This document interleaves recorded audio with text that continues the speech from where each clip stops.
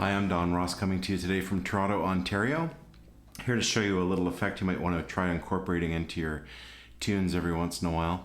This is an effect that's usually called the ripple effect. It was developed by a fellow named Lenny Breau, who was a great jazz fingerstyle guitar player who split his time between Canada and the United States growing up. And it's a really great effect to throw, especially into a ballad. It creates an almost harp-like effect using a combination of normal notes and harmonics. Learning it at very beginning is a little counterintuitive, but eventually it seems simple enough. Applying it in your playing takes a bit of practice, admittedly, but if you keep at it, you'll get it. Let's look at the technique itself.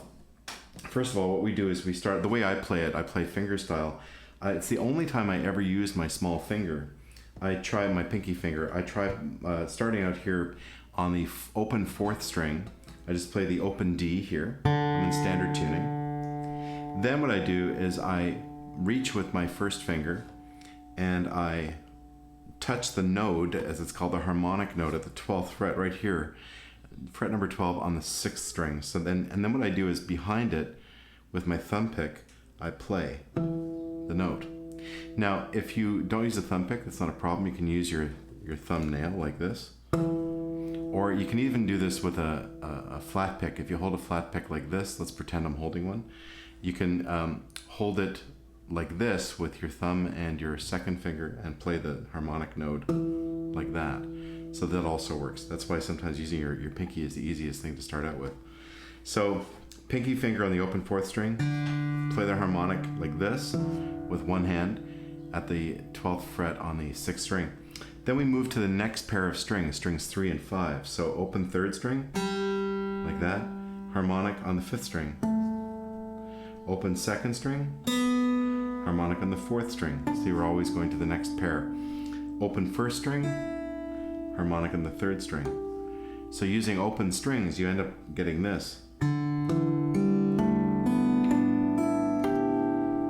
And what you're doing is you're taking intervals that are usually pretty big, like right here between strings 4 and 6. That's usually a minor 7th interval, as it's called. Because you're raising the lower note with the octave harmonic, you turn it into a small interval, just what's called a major second, which is much more singable, right? So it can almost sing that melody, la la la la la la la, like that. So that's the essence of the effect.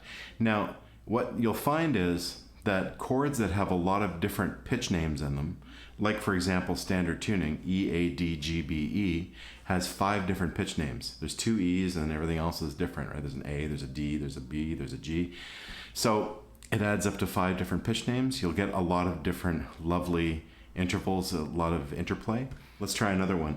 We'll do top string at the 2nd fret, so string number 1, the highest sounding string, at the 2nd fret with my 3rd finger.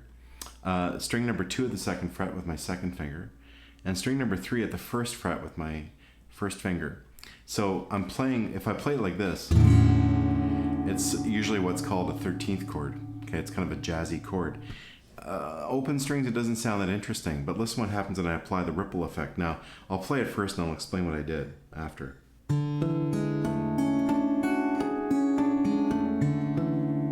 So what I've done is when I get to a string that is fingered, like let's say here string number 3 at fret number 1, I have to play the harmonic with my first, I have to touch the harmonic at the 13th fret. It has to be 12 frets above the fretted string, like that. So I get that G sharp note. So all of these are on the 12th here. Then I'm switching to strings 1 and 3, and on string 3 I have a finger at the 1st fret, so I have to move my harmonic to the 13th fret here. Right there, you see what I mean? So let's try that again.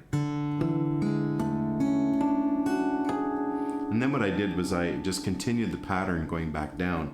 So I ascend first, I go string 4, 6, 3, 5, 2, 4, 1, 3. Then I just did the same thing backwards, 2, 4, 3, 5, 4, 6. So if you do it as one movement, it's like this. Try it a little more smoothly this time.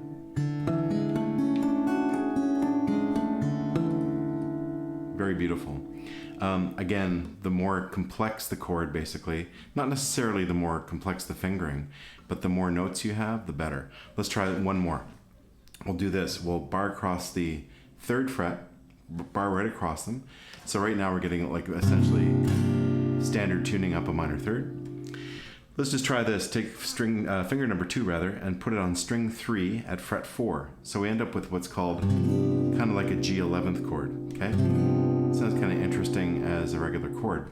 But if I turn it into ripple effect, listen to what happens. Now remember, all the strings are fingered now. So what I have to do is add 12 to get the harmonic on every string, to get that little artificial harmonic, as it's called. So I'm going to be on the 15th fret for harmonics most of the time, except for here on the 3rd string.